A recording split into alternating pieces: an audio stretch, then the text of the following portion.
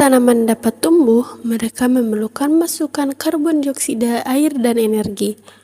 Proses kimia di mana tanaman menggunakan sumber daya ini untuk memproduksi glukosa.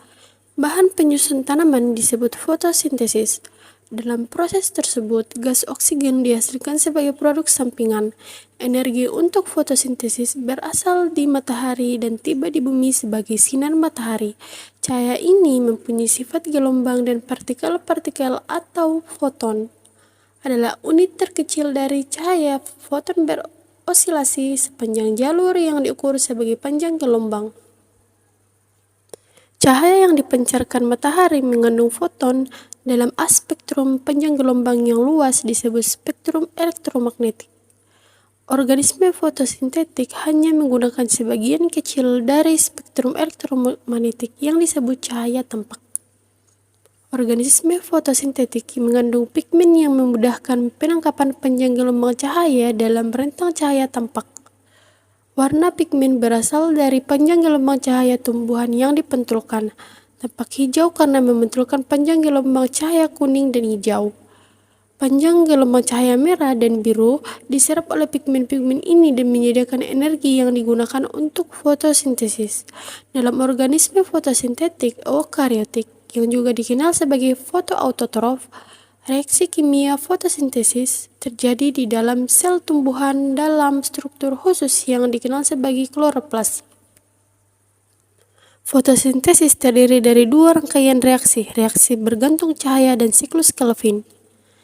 Di dalam kloroplas adalah struktur seperti cakram kecil yang disebut tilakoid yang dikelilingi oleh ruang berisi cairan yang disebut stroma. Reaksi yang mensintesis glukosa, siklus Kelvin terjadi di stroma. Reaksi yang bergantung pada cahaya terjadi di tilakoid. Disinilah konversi energi cahaya menjadi energi kimia dimulai pada sebagian besar organisme fotosintetik. Tilakoid mengandung pasangan fotosistem yang disebut fotosistem 1 dan fotosistem 2 yang bekerja bersama-sama untuk menghasilkan energi yang nantinya akan digunakan dalam stroma untuk memproduksi gula. Fotosistem tilakoid terdiri dari jaringan molekul pigmen aksesori dan klorofil molekul yang menyerap foton cahaya. Di dalam molekul pigmen, energi cahaya yang diserap mengeksitasi elektron ke tingkat yang lebih tinggi. Fotosistem akan menyalurkan energi eksitasi yang dikumpulkan oleh molekul pigmen ke pusat reaksi molekul klorofil yang kemudian akan meneruskan elektron ke serangkaian protein yang terletak pada membran tilakoid. Foton cahaya menumbuk fotosistem 1 dan 2 secara bersamaan. Kita akan mengkaji apa yang terjadi dengan fotosistem yang menumbuk foton 2. Pertama-tama, elektron yang diberi energi dilewatkan dari pusat reaksi fotosistem 2 ke rantai transport elektron. Elektron yang hilang oleh fotosistem 2 digantikan oleh proses yang disebut fotolisis yang melibatkan oksidasi molekul air yang menghasilkan elektron bebas dan gas oksigen, sementara gas oksigen ini merupakan produk sampingan dari fotosintesis, merupakan masukan penting pada jalur respirasi sel. Saat elektron melewati rantai transport elektron, energi dari elektron digunakan untuk memompa ion hidrogen dari stroma ke tilakoid sehingga menciptakan gradien konsentrasi. Gradien ini memberi kekuatan pada protein yang disebut ATP sintase yang memfosforilasi ADP untuk membentuk ATP. Elektron berenergi rendah yang meninggalkan fotosistem 2 dipindahkan ke fotosistem 1. Di dalam fotosistem 1, elektron berenergi rendah diberi energi kembali dan dilewatkan melalui rantai transport elektron di mana elektron tersebut digunakan untuk mereduksi pembawa elektron NADP+ menjadi NADPH.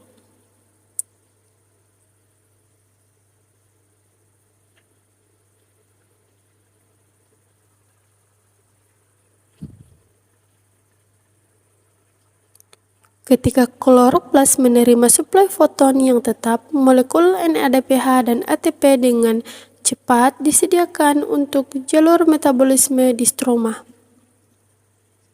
Oleh karena itu, bentuk ATP dan EDPH selama reaksi bergantung cahaya digunakan di stroma untuk memicu reaksi siklus Kelvin. Siklus Kelvin terdiri dari serangkaian reaksi yang mereduksi karbon dioksida menghasilkan karbohidrat griselaldehida trifosfat. Siklus tersebut terdiri dari 3 langkah. Yang pertama adalah fiksasi karbon.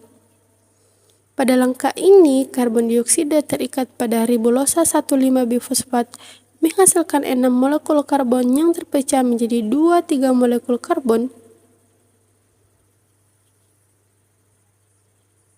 Langkah kedua adalah serangkaian reaksi menggunakan elektron dari NADPH dan beberapa ATP untuk mereduksi karbon dioksida.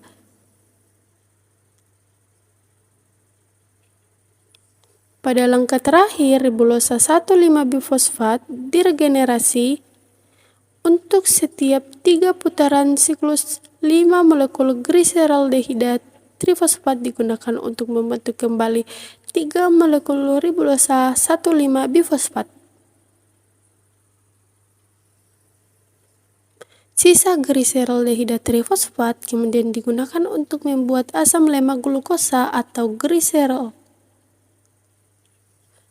Dibutuhkan 2 molekul griseraldehida trifosfat untuk membuat 1 molekul glukosa fosfat sehingga diperoleh siklus Kelvin harus berjalan 6 kali untuk menghasilkan 1 molekul glukosa. Molekul-molekul ini dapat menghilangkan fosfatnya untuk menambahkan fruktosa untuk membentuk sukrosa, molekul yang digunakan tanaman untuk mengangkut karbohidrat ke tubuhnya. Glukosid fosfat juga merupakan molekul untuk sintesis pati dan selulosa. Tanaman menghasilkan glukosa untuk digunakan sebagai molekul penyimpan dan komponen struktural untuk kepentingan mereka sendiri dengan memanfaatkan energi matahari bersama dengan masukan air dan karbon dioksida. Tanaman bertindak sebagai pabrik glukosa. Organisme fotosintetik adalah produsen utama glukosa di planet ini. Tanaman juga memproduksi gas oksigen sebagai produk sampingan dan dengan demikian berfungsi sebagai landasan kehidupan yang menyediakan makanan dan oksigen bagi rantai makanan yang kompleks baik di darat maupun di lautan. Terima kasih.